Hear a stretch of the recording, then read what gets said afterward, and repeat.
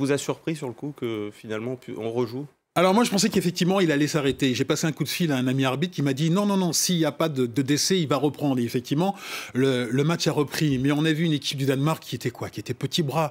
Ils n'avaient pas la tête à pouvoir rejouer. On s'en est rendu compte lors de cette rencontre, avec notamment Schmeichel qui a fauté, parce que normalement cette faute de main il la fait pas, c'est un gardien qui est sûr, qui a des mains sûres, et là il fait une faute et voilà ils encaissent un but. Et même ce penalty qui est raté, qu'est-ce qu'il fait? On s'aperçoit que le tir mais il est tout doux, c'est un tir qu'en fait c'est presque un tir d'entraînement. Ils n'étaient pas là les Danois, ils avaient la tête encore à l'incident qui s'était passé à Eriksen, et c'est pour ça qu'ils ont perdu contre une équipe de Finlande qui était quand même assez faible, très très faible. Et pourtant c'est les joueurs qui ont accepté en tout cas de reprendre, qui étaient d'accord pour reprendre ce match. C'est la version officielle. Ouais, alors selon les versions ça c'est toujours ce qu'on dit. Bon, je pense que les joueurs étaient partagés. Alors évidemment, il y a le soulagement de voir leurs coéquipiers s'en sortir, alors que tous on craint au plus profond d'eux-mêmes pour sa vie. Donc le fait de le voir s'en sortir, ça vous redonne quand même un coup de positif au moral. Mais de toute façon, il ne faut pas se faire d'illusions. Toutes ces grands-messes du football organisées par l'UEFA ou la FIFA,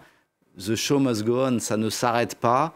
La CAN ne s'était pas arrêtée après l'attentat contre le Togo à Cabinda, et pire même, le Togo avait été exclu par la CAF. Donc, attendre beaucoup d'humanité de la part des instances du foot qui brillent en général pas par leur démocratie interne. Moi, je me fais pas d'illusions, je sais que ça s'arrête pas. Et en plus, les joueurs eux-mêmes, en général, ils veulent pas arrêter.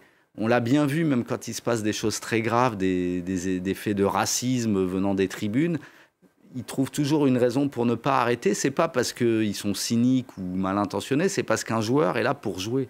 Et là, c'est ce qu'ils ont voulu montrer. Bon, ça leur a pas réussi, malheureusement, pour les Danois et pour Eriksen.